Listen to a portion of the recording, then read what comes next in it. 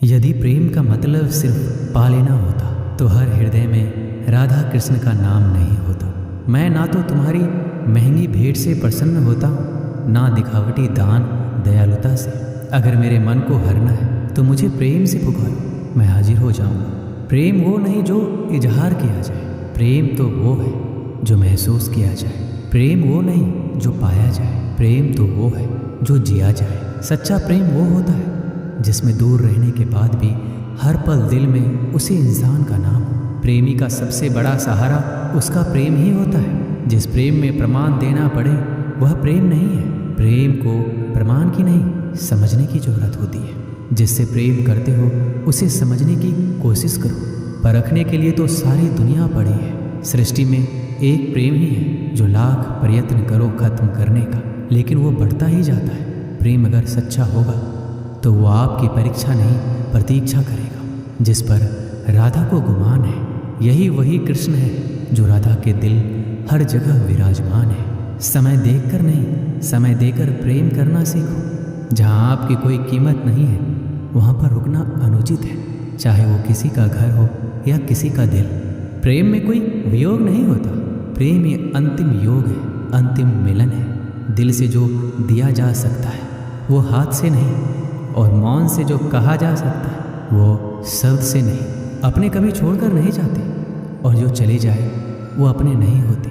प्रेम सुख के साथ दुख भी लाता है, पर जो उस दुख को सुख समझता है उसका प्रेम शुद्ध और सच्चा है। जब किसी के साथ भूत, वर्तमान और भविष्य समय के विचार आते हैं, बस वहीं से प्रेम का जन्म होता है। किसी से प्रेम करने की कोई वजह नहीं होती।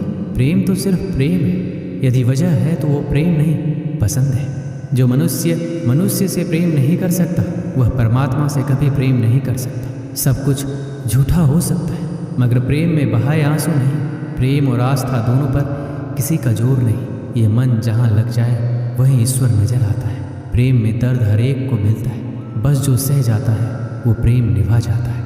मुक्ति की इच्छा का अंत हो जाना ही मुक्ति है, और प्रेम की तलाश का अंत हो जाना ही प्रेम है। हर एक चीज़ तब तक सुंदर है जब तक आप उसे प्रेम करते हैं। कभी कभी उनसे भी दूर होना पड़ता है जिनके साथ हम पूरी ज़िंदगी गुजारना चाहते हैं। ज़िंदगी में सच्चे प्रेम का मतलब सिर्फ वही जानता है जिसने कभी सच्चा प्रेम करके खो दिया हो। प्रेम तो आखिर प्रेम है, आज नहीं तो कल जरूर होगा। प्रेम में स्वतंत्रता दी जाती है, अधिकार नहीं पाया जाता।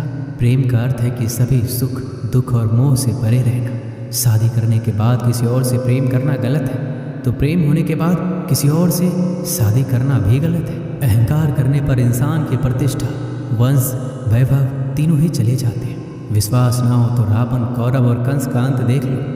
मुश्किल वक्त हमारे लिए आईने की तरह होता है जो हमारी क्षमताओं का सही आभास हमें कराता है। सभी प्रकार के हथियारों में समय ही सर्वोपरि है, क्योंकि समय सब कुछ मार देता है। किसी दूसरे के जीवन के साथ पूर्ण रूप से जीने से अच्छा है कि हम अपने स्वयं के भाग्य के अनुसार अपूर्ण जिए। परिवर्तन ही इस संपूर्ण संसार का नियम है। इसलिए व्यक्ति को कभी अपने वर्तमान पर घमंड नहीं करना चाहिए। अपने काम पर अपना दिल लगाओ, लेकिन इसके इनाम पर कभी नहीं। इस संसार में देखने के लिए बहुत सारे खूबसूरत स्थान हैं, पर सबसे खूबसूरत जगह है बंद आँखों से अपने भीतर देखना। प्रेम का अर्थ विवाह करना नहीं होता, बल्कि पूरी निष्ठा के साथ समर्पण करना होता है।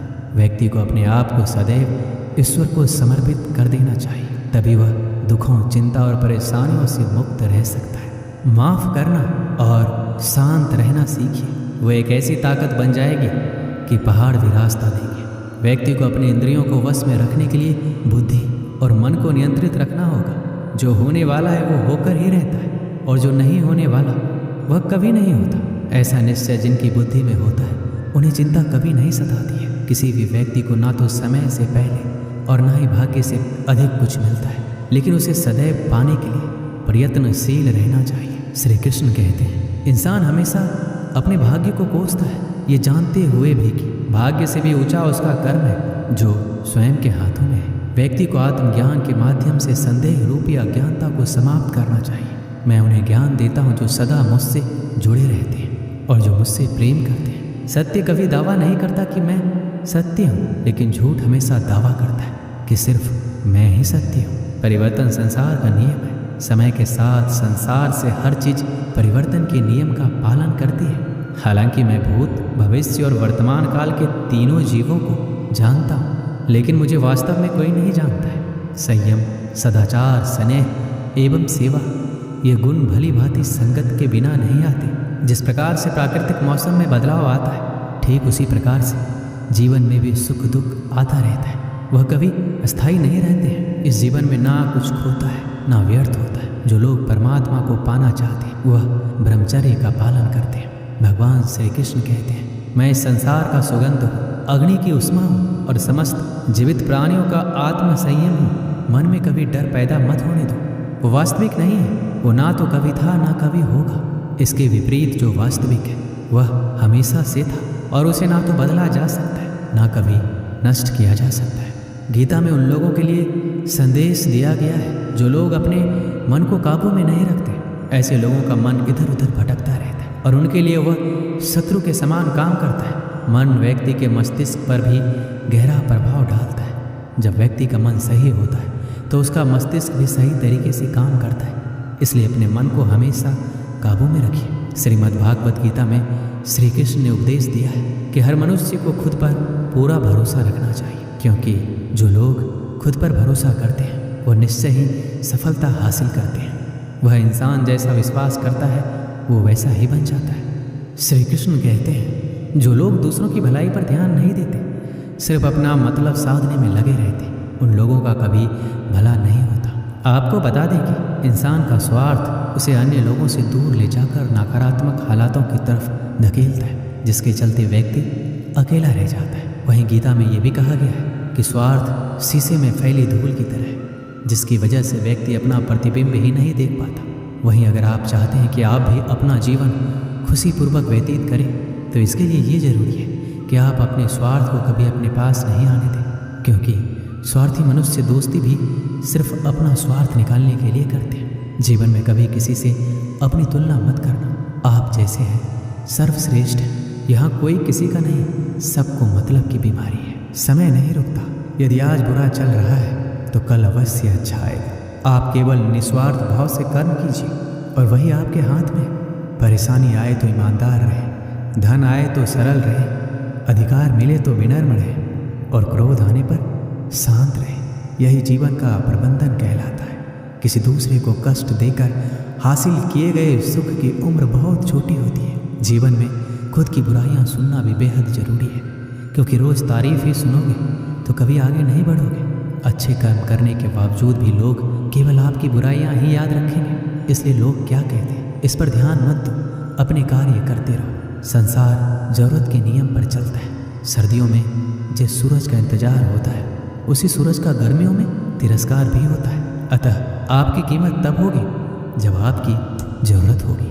अभिमान को आने मत दो और स्वाभिमान को जाने मत दो। अभिमान तुम्हें उठने नहीं देगा और स्वाभिमान तुम्हें कभी गिरने नहीं देगा। कर्म में विश्वास रखो। आपको अपनी अपेक्षाओं से सदैव अधिक मिलेगा। मांगना नहीं, कमाना सीखो। फिर चाहे इज्जत हो या दौलत, सोच का ही तो फर्क होता है। वरना समस्याएं आपको कमज़ोर करने के लिए नहीं बल्कि मजबूत बनाने के लिए आती है। जिस दिन आप अपनी हंसी के मालिक खुद बन जाओगे तब आपको कोई भी रुला नहीं सकता। अगर कोई आपसे मांगे तो दे दिया करो, क्योंकि भगवान ने आपको देने वालों में रखा है, मांगने वालों में नहीं। समझदार इंसान का दिमाग चलता है और ना समझ इंसान की जुबान। गरीब रहोगे तो कोई ध्यान नहीं देगा। मेहनत करोगे सब हंसेंगे और कामयाब होंगे तो सब जलेंगे। ताकत अपनी शब्दों में डालो, आवाज़ में नहीं, क्योंकि फसल बारिश से उगती है, बाढ़ से नहीं। याद रखना, अच्छे वक्त को देखने के लिए बुरे वक्त को भी झेलना पड़ेगा। सेवा सबकी करो, लेकिन आशा किसी से मत रखो, क्योंकि सेवा का असली मूल्य भगवान ही देते हैं। खुद को काट कर भी रख दोगे तो ये दुनिया आपसे खुश नहीं होगी। इसलिए वो करो जो मन चाहे, वो नहीं जो दुनिया चाहे, क्योंकि दुनिया की पसंद को बदलते वक्त नहीं लगता। घमंड के अंदर सबसे बुरी बात ये होती है कि वो आपको कभी महसूस नहीं होने देगा कि आप गलत हैं। जिंदगी में दो चीज़ों का कभी घमंड मत करना, पैसा और सुगंध। गरीबी आते देर नहीं लगती और चेहरा किसी हादसे में बदलते जरा भी वक्त नहीं लगता। जितना कम बोलोगे उतना ज़्यादा प्रभावशाली आपके शब्द होती जाएगी। रिश्तों को जोड़े रखने के लिए कभी अंधा, कभी गूंगा, कभी बहरा होना पड़ेगा। यदि कहने के लिए कुछ अच्छा नहीं है तो चुप रहना एक बेहतरीन विकल्प है। कोई आज तो कोई कल बदलता है। यकीन करो सब बदलते हैं। दुनिया बड़ी भुलक्कर है, वो तो उतना ही याद रखती है जितने से उसका मतलब होता है। सहारा कोई कोई ही देता है, धक्का देने को हर शख्स तैयार बैठा है। अपनी कमियों को केवल हम दूर कर सकते हैं और कोई नहीं, बल्कि सब केवल इसका फ़ायदा उठाना चाहते हैं। ज़िंदगी जीना आसान नहीं होता, बिना संघर्ष कोई महान नहीं होता। जिस दिन आपके सामने कोई समस्या ना आए तो समझ लेना आप गलत रास्ते पर सफ़र कर रहे हैं। झूठ, धोखा और बहाने आपको कुछ पल की खुशी देंगे, लेकिन इसकी कीमत आपको भविष्य में चुकानी पड़ेगी। लोग कहते हैं पैसा रख, बुरे वक्त में काम आएगा, लेकिन सच तो ये है कि सिर्फ श्री कृष्ण पर भरोसा रखो, वो बुरा वक्त आने ही नहीं देंगे। एक बार की बात है, सम्राट किसी बात पर अपने वजीर से नाराज हो गए। नाराजगी में उन्होंने वजीर के लिए फांसी की सज़ा का ऐलान कर दिया। फांसी का समय शाम के 6 बजे निश्चित किया गया। फांसी की सज़ा दिए जाते समय वजीर दरबार में उपस्थित नहीं था। सम्राट ने सैनिकों को आदेश दिया, जाओ जाकर वजीर को बता दो, शाम को ठीक 6 बजे उसे फांसी पर लटका दिया जाएगा। सम्राट का आदेश मान सैनिक की एक टुकड़ी वजीर के घर पहुंची। उसके घर को चारों ओर से घेर लिया गया। कुछ सैनिक घर के अंदर गए। अंदर जाने पर उन्होंने देखा कि वहाँ तो जश्न का माहौल है। उस दिन वजीर का जन्मदिन था। उसके घर पर रिश्तेदारों और दोस्तों की चहल पहल थी। संगीत बज रहा था, नाच गाना चल रहा था, पूरे घर में पकवान की खुशबू फैल रही थी। कुल मिलाकर वहाँ माहौल बड़ा खुशनुमा था। सैनिकों ने भरी महफिल में ऐलान कर वजीर को फांसी की सज़ा के बारे में बताया। ये भी बताया कि फांसी शाम 6 बजे दी जाएगी। ये ऐलान सुनकर वहाँ मौजूद हर शख्स हैरान रह गया। फौरन संगीत और नाच गाना बंद कर दिया गया। रिश्तेदार, दोस्त और परिवारजन उदास हो गए। तभी कमरे में छाए खामोशी में वजीर की आवाज़ गूंजी, ऊपर वाले का लाख लाख शुक्रिया कि उसने फांसी के लिए शाम 6 बजे तक का वक्त दे दिया। तब तक हम सब जश्न मना सकते हैं। वजीर की बातें सुनकर दोस्तों, रिश्तेदारों और परिवारजनों ने कहा, कैसी बात कर रहे हो? फांसी की सज़ा सुनाई गई है और तुम जश्न मनाना चाहते हो?